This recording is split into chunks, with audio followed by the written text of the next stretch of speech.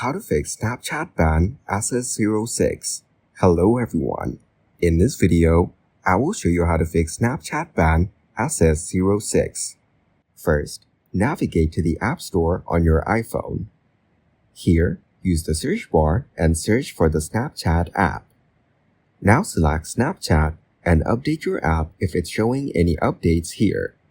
Updating the app will help you use its latest version. Next, go to the settings of the iPhone. Then scroll down and find the Apps option. After that, tap on Apps and look for Snapchat. Following that, select the Snapchat app and enable the features that are shown on the screen. Now, go back and reach the General option.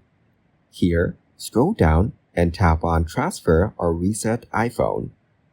Next, select the Erase All Content and Settings option. Then continue it and it will help you get Snapchat back after being banned SS06. Following that, you can also go to the Safari app. By using the search bar, search for Contact Snapchat. After that, reach the first website and you can report your problem here.